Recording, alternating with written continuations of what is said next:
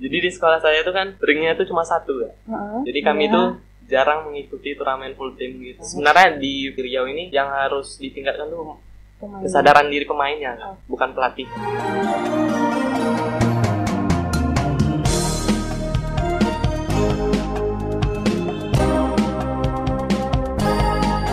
Oke, hai, kembali lagi di Selaras Podcast berkolaborasi dengan Riau Basketball. Apalagi kalau bukan R&B, ya Riau ngobrolin basket. Seperti biasa, kita mengundang narasumber-narasumber yang keren-keren, yang punya prestasi-prestasi di bidang basket juga.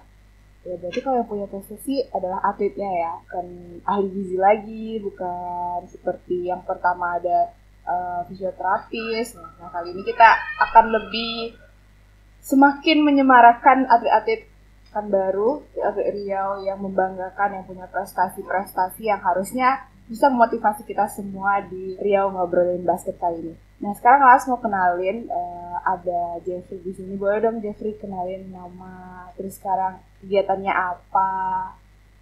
Boleh? Nama saya Muhammad Jeffrey Maulana. Umur saya 19 tahun. Kegiatan saya saat ini kuliah. Boleh tahu kuliahnya di mana? Kuliah saya di Universitas Budi Luhur. Oke. Pasti penasaran kan kenapa kita manggil Jeffrey untuk diundang di sini. Nah, pas masuk ke Universitas Budi Luhur, boleh dong sedikit diceritain kenapa bisa masuk di sana dan memilih Universitas Budi Luhur? Awalnya tuh saya kan nyari-nyari juga kan, beasiswa gitu. Awalnya udah dapat tawaran di BP. Karena kenal sama pemainnya kan. Jadi pas udah mau beberapa minggu mau berangkat, ditelepon sama Universitas Budi Luhur. Sama istilahnya manajemennya gitulah. Untuk ngambil beasiswa di sana. Karena dia tahu saya pernah ngikuti kejuaraan nasional kan. Oke. Nah, betul kan kita mau ngarah kemana nih? Prestasi-prestasi nasional nih ternyata. Sekarang tingkat berapa di Universitas Budi Luhur? Semester. Kalau saya sekarang semester 3. Semester 3. Lagi jalan semester 3. Nah, sekarang kan di masa pandemi nih. Gimana dengan kuliahnya di masa pandemi? Kalau sekarang kuliah online. Latihannya juga offline. Kami itu harus laporin video latihan tiap Senin Rabu Jumat. Oh, tetap update ya, tetap harus ada laporan mingguannya ya. Oke. Nah, ngomong-ngomongin basket nih, awal pertama kali di dunia basket itu tahun berapa? Atau kelas berapa sekolah gitu? Atau emang dari kecil banget? Enggak. Dari kapan? Mulai latihan itu kelas 9. Kelas 9 berarti 3 SMP ya? Iya, kelas 3 SMP. SMP di mana dulu?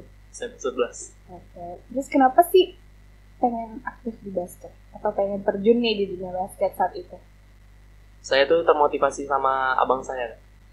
Abangnya siapa ya? Boleh tahu mungkin sebutin biar berbangga hati abangnya gitu. Abang saya William Sari. Kenapa pengen kayak dia gitu? Kan kami dari kecil tuh memang udah diarahkan ke olahraga sama orang tua kan.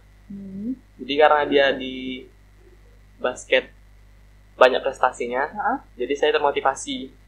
Soalnya saya orangnya kan nggak mau kalah gitu gak? Oke. Dengar ya abangnya. Ntar dikalahin banget nih sama adiknya. Latihan basket itu pertama kali di sekolah kah atau ikut abang? Kan tadi ngomong. Awalnya dilatih abang dulu. Oh, dilatih abang. Nah, untuk pertama kali masuk klub gitu, klub mana? Macan Kuning. Nama pelatihnya?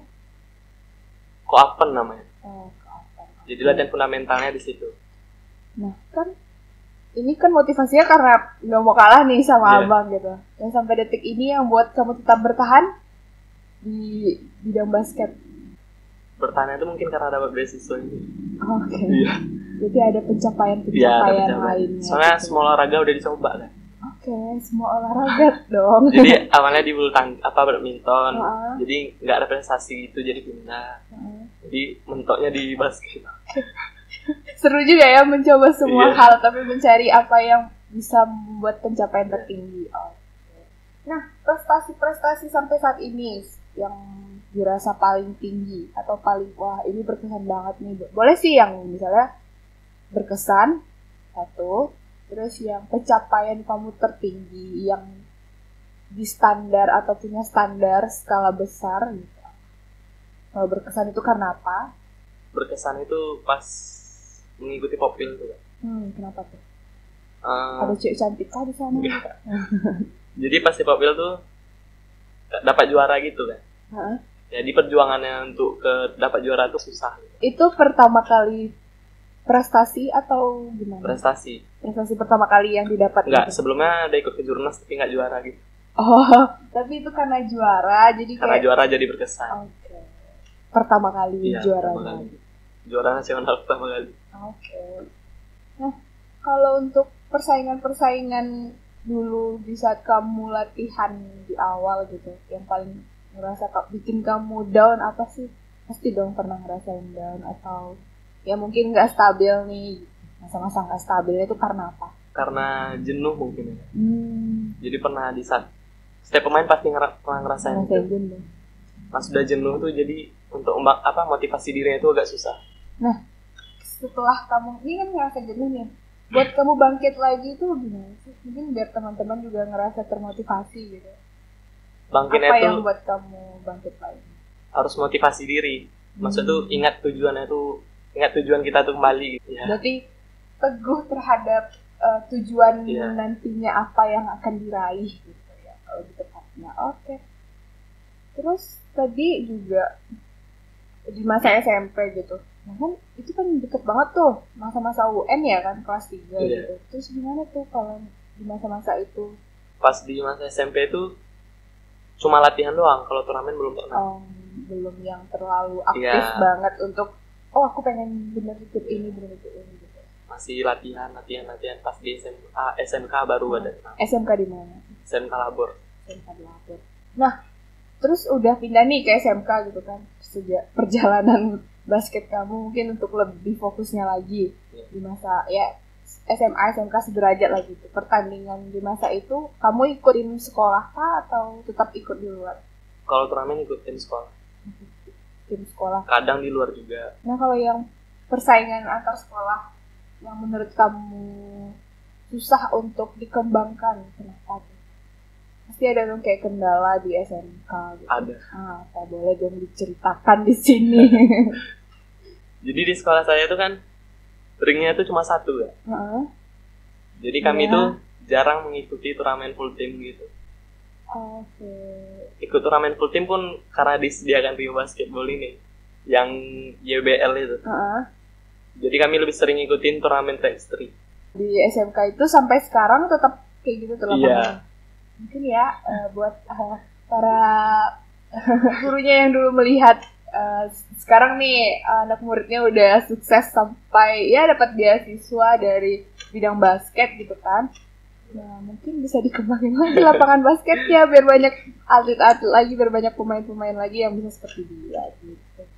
Tapi yang itu kan permasalahan-permasalahan di masa sekolah gitu. Sampai detik ini permasalahan-permasalahan yang mungkin ngerasa sebelum kamu kuliah gitu kan. Pasti ada persiapan gitu. Terus pas udah sampai di masa kuliah, apa sih yang kamu rasain? Ketertinggalan apa sih gitu? Kamu di sini dengan orang yang di sana. Pas sebelum berangkat tuh kayak saya kurang pede gitu Kak. Kenapa tuh? Karena setelah kami selesai Popil, saya udah jarang latihan gitu. Latihan fisik apa. Jadi pas mau berangkat tuh saya mikir-mikir lagi, awalnya ragu kan. Ragu karena takut jago-jago nggak orang situ ya, takutnya tenggelam gitu. Nah, jadi karena beasiswanya 100% kan, jadi pede aja. Kuncinya pede aja. Yang penting yakin gitu ya. Jadi kalau pas masuk kuliah nih, kan udah maksudnya ketemu nuansa baru, ketemu hal-hal baru. Yang selain kecanggungan yang tadi itu apa sih yang sebenarnya kamu rasain gitu? Kalau saya nggak ada kendala sih kayaknya. Jadi mengalir aja gitu ya, malah happy aja gitu ya. Oke. Karena bisa ngurangin beban orang tua lewat hobi. Sampai sana sih kayaknya nggak ada kendala. Karena sampai sana orangnya ramah-ramah, pelatihnya juga masuk lah istilahnya. Bedanya dengan di sini apa? Di sini sama juga sih. Maksudnya mungkin kayak tadi kan lapangan atau kendala-kendala lain saat latihan gitu. Kalau di sana kampusnya lapangannya 2 Kak. Jadi kita lebih double lagi ya. Lebih puas lagi. Jadi kita bisa pakai lapangannya tuh kapan aja. Nggak ada harus jam segini nggak boleh masuk gitu, nggak ada. Nah jadi enaknya kita bisa latihan tambah-tambahan sendiri. Mau datang lapangan tinggal datang. Sesuka hati aja gitu makanya. Ya, tidak ada aturan lagi gitu. Maksudnya ya itu lapangan dibuat untuk seorang pemain untuk latihan ya sesuka hati mereka gitu ya, untuk meningkatkan perkembangan lagi. Tapi pernah membela UBL untuk kompetisi nggak? Sering. Oke, boleh disebutin. Dalam setahun kemarin, alhamdulillah prestasi kami lumayan banyak.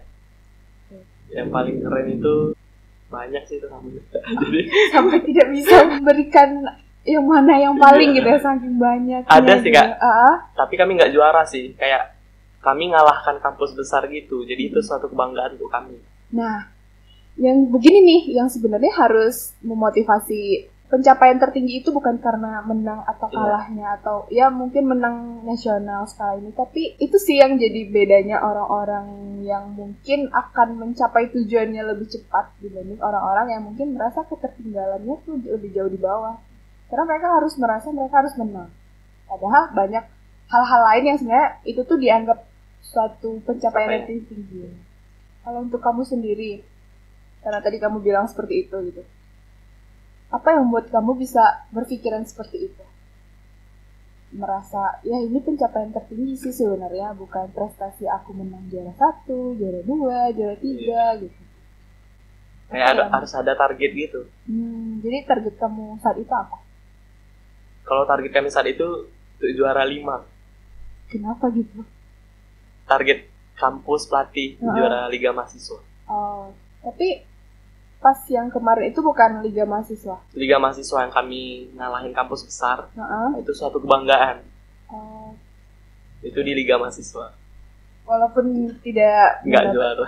Tapi pasti nanti ada masanya lagi gitu. Tapi itulah motivasi dan target yang nanti harus dicapai lagi. Persaingan di Jakarta sama di sini tuh bedanya gimana sih? Pasti ada dong. Kayak skala pemain. Iya. Jakarta tuh basketnya keras kan. Kerasnya gimana tuh? Keras nih kayak gini keras. Maksudnya tuh ya persaingannya tuh kuat. Jadi kami bukan berkompetisi di turnamen aja. Di dalam kampus itu kami juga berkompetisi. Jadi antar mahasiswa. Ya, antar mahasiswa, antar pemain. Kami ada 2 tim gitu kan. Ada tim A sama tim B. Fungsinya ada tim A dan tim B. Ya itu untuk berkompetisi. Jadi kami tuh nggak pernah jangan sampai nganggap remeh gitu. Kayak nge-challenge diri untuk bersama tim. Padahal itu satu kampus gitu. Misalnya permainan tuh kendor, kita bisa turun ke tim B. Berarti jadi tim kami yang diunggulin lah gitu. Jadi bagusnya gitu berkompetisi antar pemain juga untuk meningkatkan perkembangan diri sendiri juga ya, memotivasi diri sendiri juga ya. Wah, mungkin kampus-kampus yang ada di Pekanbaru atau di Riau bisa ya mendengarkan ini untuk lebih detail lagi, mengangkat para pemain atlet, para pemain basket untuk ya disupport lagi dong. Mungkin dari kayak tadi lapangan, mereka aja punya 2 lapangan ya, kalau tidak pun 2 lapangan, 1 lapangan tapi memungkinkan untuk para pemain main gitu. Kok saya jadi yang kesel gitu ya dengarnya. Nah, yang membuat kamu bertahan dan kuat untuk tetap mungkin basket bisa menjadi kekuatan aku saat ini. Selain mungkin ya karena kamu mendapatkan beasiswa. Selain itu apa gitu? Saya mau selesaikan S1 saya tanpa ngebebanin orang tua. Oke, semoga selesai dengan nantinya ya sesuai tepat waktu ya gitu. Ambil jurusan apa di sini? FTI. IT. Jurusannya IT. Iya. Informasi teknologi. Oh, anak basket juga bisa main teknologi ya. Jadi nggak melulu soal olahraga aja. Yang tadi udah dicobanya semua itu. Badminton, mungkin ada olahraga lain. Tapi kalau mungkin dia jago di badminton, mungkin dia nggak jadi anak basket sekarang dan nggak harus wawancara gitu. Apa yang pengen kamu sampaikan nih untuk teman-teman kamu di daerah? Yang di Pekanbaru terutama atau di Riau gitu ya, misalnya bisa menguatkan mereka untuk tetap bertahan seperti ya mungkin nanti pencapaian kamu bisa mendapatkan beasiswa atau yang lainnya. Apa yang kamu sampaikan? Yang penting niat aja sih. Kalau saya kan ada inspirasi masing-masing kan setiap orang. Kalau saya tuh orangnya kayak pengen kayak dia, main kayak dia gitu. Dianya siapa? Boleh. Kalau orang yang saya idola juga sih istilahnya. Bang Ryoga itu kan. Ryoga yang di West Bandung. Jadi ngelihat dia jago gitu kan. Saya pengen kayak dia gitu. Dia bisa, kenapa saya nggak bisa gitu ya. Oke, berarti motivasi untuk teman-teman yang mendengarkan atau yang menonton ini bisa ya niatnya dikuatin lagi nih seperti Jeffrey gitu ya, bisa dapetin beasiswa full lagi kan. Kita bisa kuliah tapi main basket tetap jalan gitu. Tidak melulu cuman ngomongin olahraga tapi ya akademis juga harus bisa diseimbangkan. Pendapat kamu tentang ya mungkin PSC di sana dengan yang di sini tuh bedanya gimana? PSC itu kan tergantung pelatih, tergantung daerahnya. Tuh daerahnya tuh gimana tuh? Gak apa-apa, kita ulik-ulik aja di sini. Kalau di sana, kalau PSC tim saya, kayak beberapa bulan sebelum ikut Liga Mahasiswa itu, latihannya tuh 3 kali sehari. Kalau di sini TC itu latihannya sekali sehari. Saya pernah ikut TC Prapon, tapi nggak jadi berangkat ya. Alasan waktu itu nggak jadi berangkat? Kurang tahu sih. Saya cuma pemain juga. Oke. Kok saya kayak nyesek gitu ya denger saya cuma pemain kan? Ya harusnya sama pemain nggak juga diberitahu kan alasannya kenapa. Target kedepannya di dunia basket. Mungkin kalau untuk kuliahnya ya mungkin lulus S1. Kalau basket nggak mungkin lulus basket gitu kan. Kalau dibilang masuk timnas sih pengen gitu. Masuk timnas. Ya. Tapi itu harus latihan lebih keras lagi kayak. Tadi aja udah sehari 3 kali, mungkin kamu mau latihan 5 kali dalam sehari gitu ya. Mudah-mudahan. Oke, kita doakan masih, ya. Masih tujuan gitu, masih target gitu. Umur masih 19 tahun kan? Maksimal timnas masih jauh lah kan? Masih. Berarti masih ada peluang untuk kesana. Kita doakan sama-sama semoga dia bisa menjadi atlet timnas nantinya. Seperti apa yang dia sampaikan di sini. Mungkin kalau kita di daerah gitu ya pasti ada kendala-kendala. Nah setelah kamu di sana, yang membuat kamu semakin yakin kan tadi yang penting pede, yang penting yakin gitu kan. Ketertinggalan daerah dengan yang di Jakarta gitu yang kamu rasain di sana, yang membuat kamu yakin, semakin yakin untuk tetap ya aku harus bisa sebenarnya. Kalau yang saya alami di sini sebenarnya sama nggak? Yang latih saya itu sama sih kayak yang di Jakarta. Cuman di Jakarta ini kita lebih sering aja latihan.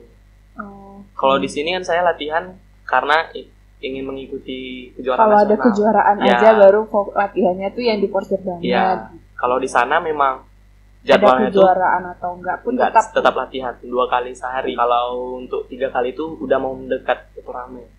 Pernah ngerasa ini sambil kuliah juga kan. Nah di masa kuliah itu pernah ngerasa kayak aduh kok kayaknya susah ya kuliahnya, terus nanti harus latihan basket lagi, pernah banget. Nah ya gitu Kak, susahnya jadi student atlet itu kan siap latihan, kita latihan subuh. Latihan kami subuh.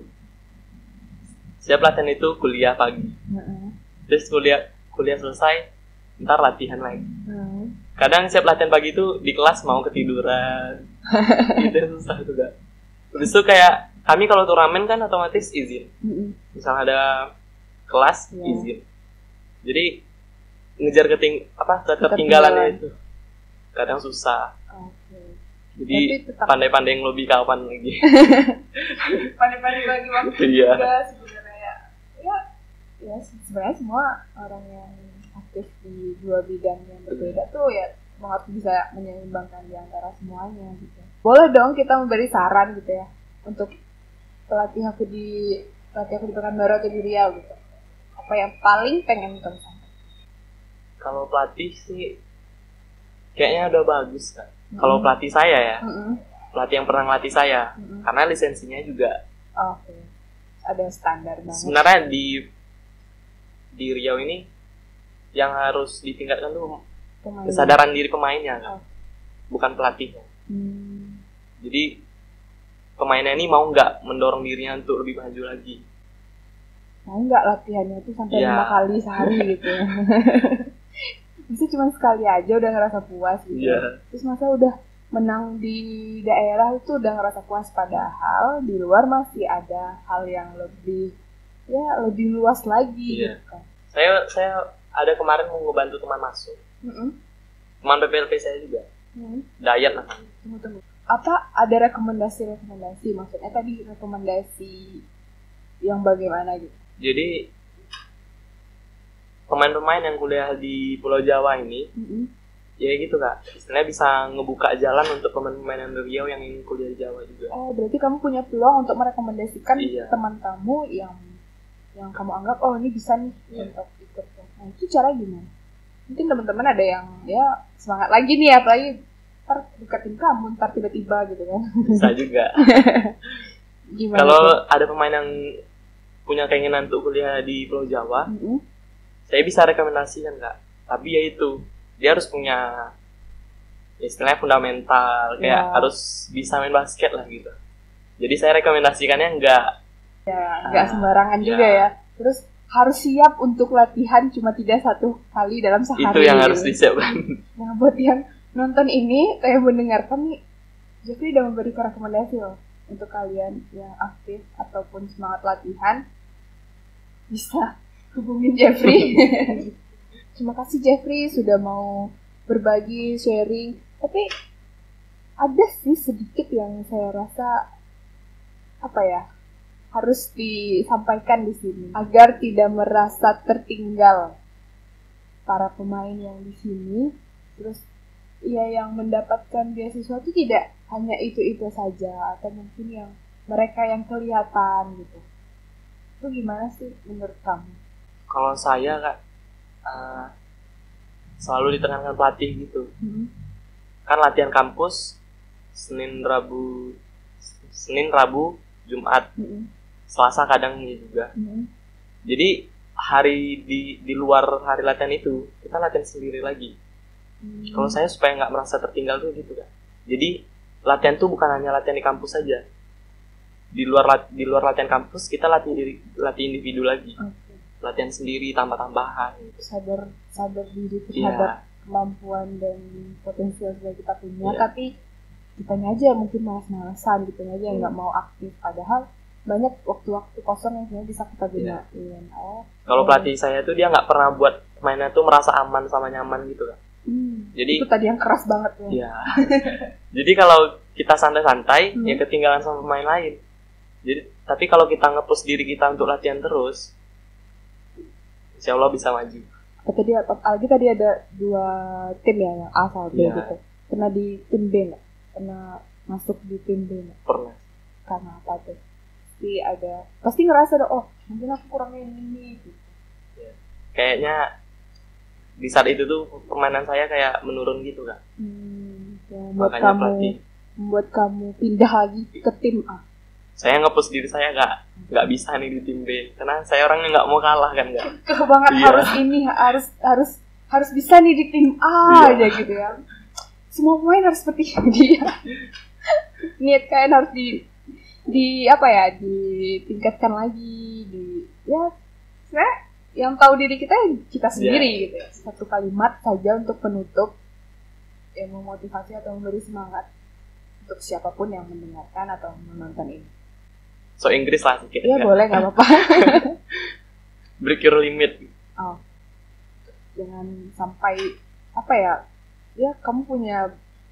Jangan pernah puas sama apa yang udah jangan membatasi diri aja gitu. Oke, terima kasih Jeffrey sudah mau diundang di Riau Ngobrolin Basket hari ini. Semoga pandemi cepat berlalu. Amin. Jadi latihannya nggak di videoin lagi.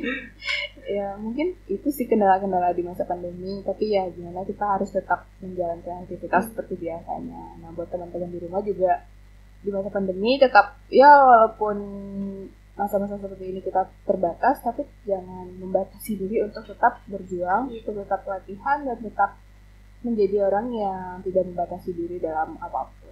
Saya Laras dan Jeffrey hari ini menjadi narasumber saya hari ini. Sampai jumpa di Riau Ngobrolin Basket selanjutnya. Bye-bye.